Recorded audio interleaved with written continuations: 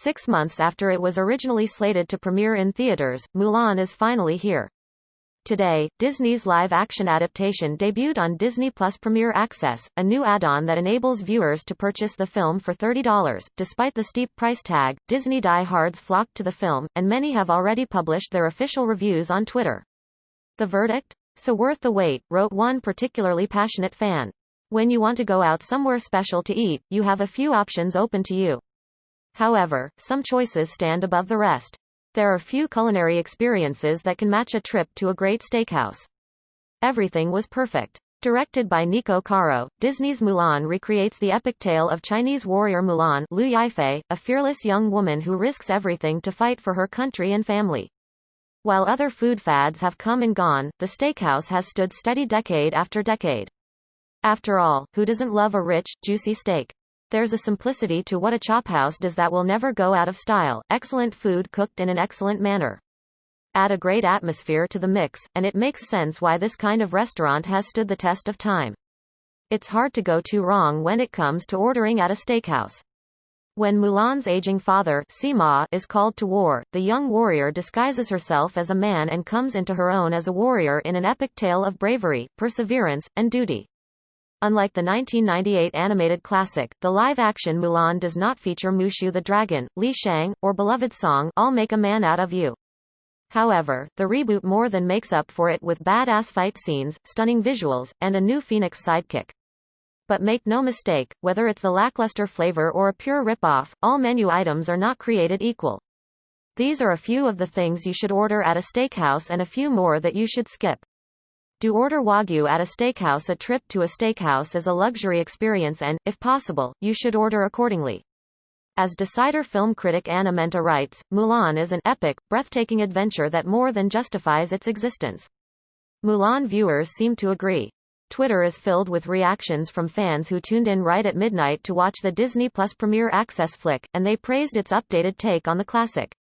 Just finished watching Mulan and it was amazing watching an Asian woman kicking ass, wrote one viewer.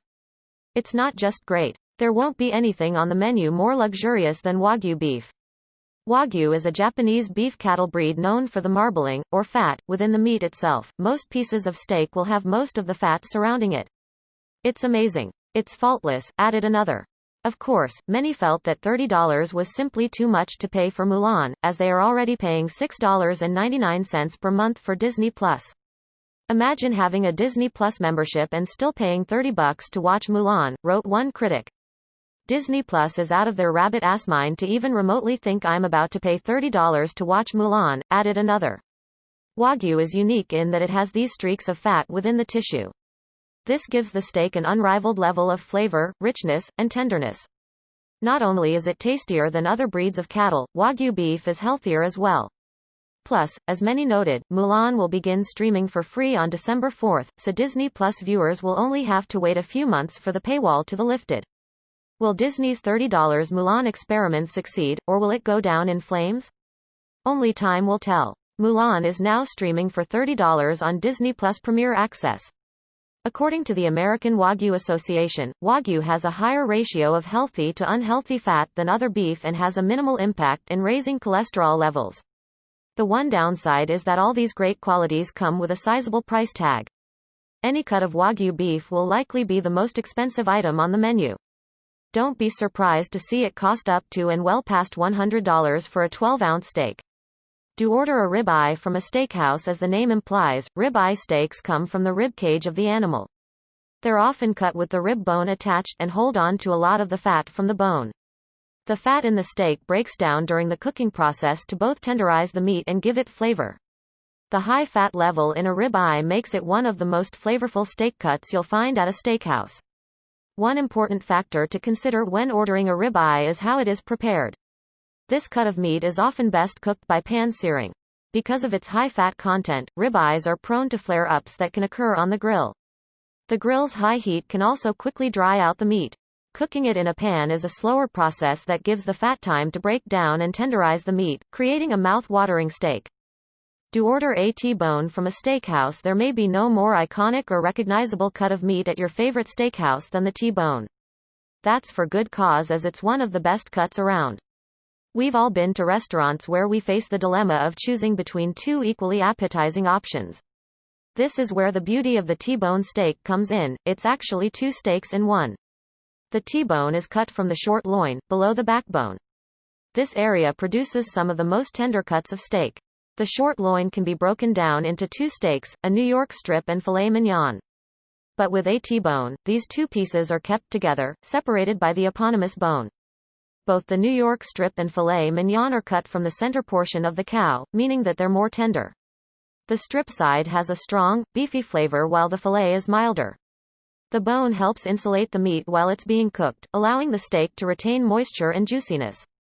Do order a bone-in New York strip from a steakhouse if you're not up for the whole T-bone. Stick with the New York strip steak. You may hear it called by many other names, including strip steak, Kansas City strip, or club steak. Whatever the term, you're guaranteed a delicious, bold, beefy piece of meat. You'll most often see a New York strip served boneless, but you may have the option to leave the bone in. In this case, when the two cuts of the T-bone are separated, the middle bone is kept attached to the strip. The bone helps insulate the beef while it cooks, allowing it to retain moisture and turn into a mouth-wateringly juicy steak.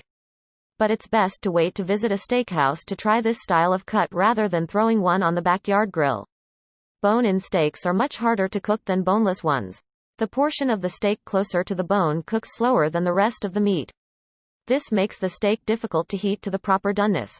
It's best left up to the professionals. Do order Cabernet Sauvignon from a steakhouse. The adage, red wine with red meat, white wine with fish, didn't just evolve from personal preference or adherence to the color spectrum. There's a science to why these two pair so well together. Red wine is generally higher in tannins, chemicals found in grape skin. Tannins have a rather bitter taste. However, they work as perfect complements to both protein and fat, two things steak has plenty of. Tannin molecules soften the fat found in steak, making it more tender and flavorful. The more tannin absorbed by the steak, the less that's in the wine. Less tannin reduces astringency of the wine, making it taste smoother and less bitter. But which red to choose the next time you're at a steakhouse? Cabernet Sauvignon is always a good choice for pairing with steak. First and foremost, it has a high level of tannin. It also has a high alcohol content, which will help cut through the meat's fat. And the Cabernet Sauvignon's bold flavors won't be washed away by the powerful flavors of the steak. You'll enjoy the taste of both your steak and wine. Do order a whiskey from a steakhouse. Not a wine drinker? Fear not. There are plenty of other beverages that pair well with steak that you can order from a steakhouse. The trick is finding one whose flavors won't be overpowered by those of the meat. The rich, caramel notes of whiskey fit the bill. Great whiskies have a smoothness and heartiness that, just like red wine, can bring out the best qualities of the steak while adding some delectable flavors of their own. Choosing which whiskey pairs best with your steak may be your biggest dilemma. A lot depends on the cut of the steak, how it's prepared, and what other flavors are involved, sauces, marinades, etc. For example, bourbon and rye are popular options. But Scotch is often the whiskey choice for grilled steak, as the spirit's smoky flavor complements the flavor from the grill. Whichever you choose, have your whiskey neat, on the rocks, or in a simple cocktail, such as an old-fashioned. This will ensure the true tastes of the whiskey comes through and other flavors don't overpower the meal. Do order potatoes from a steakhouse. Baked, roasted, fried, scalloped. The best thing about potatoes, aside from their taste, is their versatility. That's what makes potatoes such a great side dish. Choose a preparation style that complements your entree and you'll have yourself a perfect pairing. When it comes to steak, consider mashed potatoes. Not only is it the ultimate comfort food, it has a creamy texture that goes well with a tender, juicy steak. And it turns out there may be a much more significant benefit to washing that steak down with potatoes. Red meat consumption has been shown to increase the risk of colon cancer. However, studies have shown that eating red meat along with starch, like potatoes, can decrease that risk. Researchers compared individuals who ate red meat alone as well as those who ate red meat and starch and found that the starch reversed some of damaging effects of red meat on human cells. Don't order a well-done steak from a steakhouse. Personal preference aside, ordering a steak well done is a bad idea. Not only will you potentially be subjecting yourself to a very hard eye roll from the waiter and chef, you'll be treating yourself to a significantly inferior meal. When a steak is overcooked, it loses fat and moisture. The result is a dry, tough piece of meat. New York Magazine restaurant Adam Platt puts it best, saying, "If you have your steak too well done, what are you left with? Where is the alchemy of the tenderness and the crunch and the salt and the sear and the umami? You're just left with a hunk of beef which is burnt and which you put flavorings on. What's the point of it? If you're eating at a steakhouse, you're dealing with the highest quality steak cuts. They have been expertly cared for each step of the procurement process and have a price tag that proves it. But when you overcook a steak, it loses all the flavor that makes it worth the cost. Would you really take an expensive steak and whittle it down to the point it winds up tasting like the grocery store steak you can cook at home? You might as well throw your money down the drain. The ideal doneness for a steak is generally considered medium rare. At this point, the meat is still tender and the fat has marbled to create a buttery, rich flavor. Don't order Kobe beef from a steakhouse if you can get your hands or forks on Kobe beef. By all means, go for it. But that's going to be a taller task than you might imagine. Kobe beef is the meat that comes from one specific breed of the 4 breeds of Wagyu cattle, known as Koroge Washu. But outside of Japan, Kobe beef has come to be known as any type of Wagyu beef. That might seem like an insignificant detail, but this breed has a unique genetic makeup creating unrivaled marbling. In other words, even in the elite class of Wagyu beef, Kobe sits head and shoulders above the rest.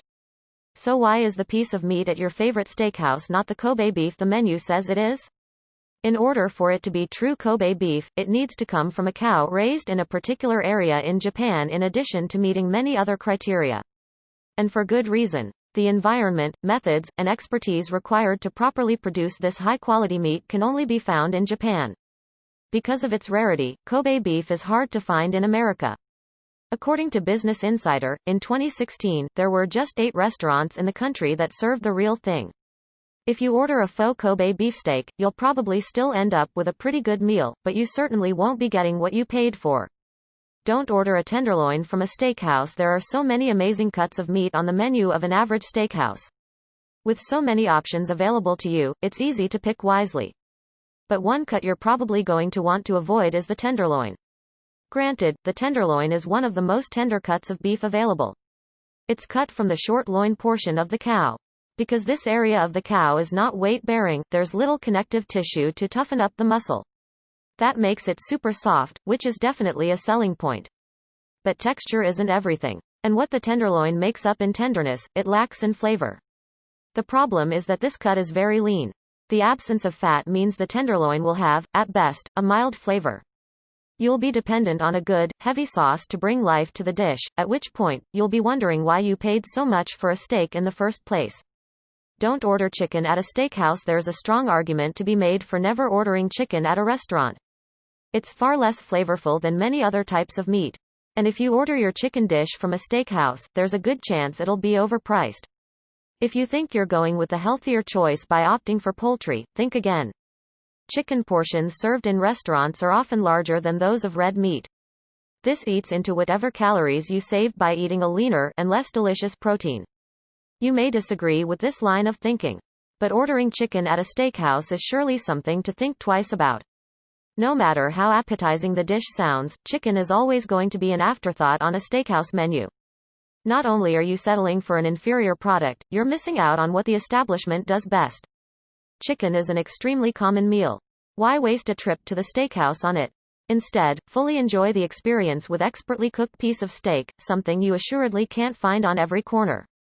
Don't order raw oysters at a steakhouse. Raw oysters are mainstay on steakhouse menus, and though they may be delectable appetizers, you should think twice before ordering them.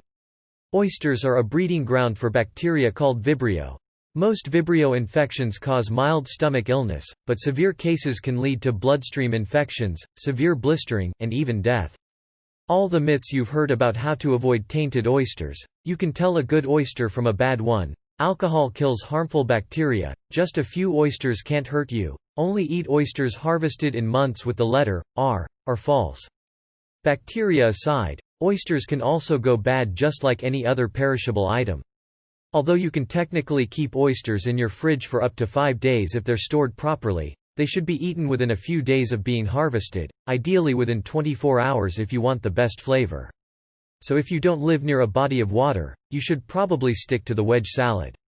Don't order some white wines from a steakhouse. The aforementioned, red wine with red meat, white wine with fish, adage is a good guiding principle to food and wine pairings, but it's not completely accurate. Generally, the characteristics of red wine and beef complement each other particularly well. But whites can certainly work too, you'll just need to be more particular when you're ordering at a steakhouse. Most wine whites will have a subtle flavor that will be washed out by the steak. You'll be paying for a glass of wine that you can't even taste. But if you are going to indulge in a glass of white, the goal will be to find a full-bodied one that mimics the flavors of a red. Chardonnay, Riesling, and Champagne are all good choices. A white wine would work best with a leaner cut of meat and one that's simply prepared without a heavy sauce. Not every kind of white wine is going to pair well with a steak, though, so you'll be wise to avoid those that are too light and lacking in flavor. Remember, the bolder the flavors of the food, the less likely the wine will be able to keep up. Don't order a salad from a steakhouse if you're a voracious carnivore heading to a steakhouse, you're probably shooting past the salad section on the menu. And for good reason. Salads are known to be some of the most overpriced items on any restaurant menu. The ingredients in most salads cost just a few dollars, but an upscale steakhouse can charge north of $15. If you think you're cutting calories by opting for greens, think again. Restaurant salads are often drenched in high-calorie dressings and covered in unhealthy toppings like bacon bits and cheese. Produce also happens to be a hotbed of contamination. According to a 2015 CDC estimate, nearly half of all foodborne illnesses are caused by produce. Meat and poultry caused only 22%, fish and shellfish just 6%. One of the most popular salad offerings on a steakhouse menu is the wedge salad, an item that epitomizes the problems of this category. You're paying $15 for what is essentially just a chunk of lettuce, which is known to carry bacteria such as E. coli and salmonella, and covered in bacon and blue cheese.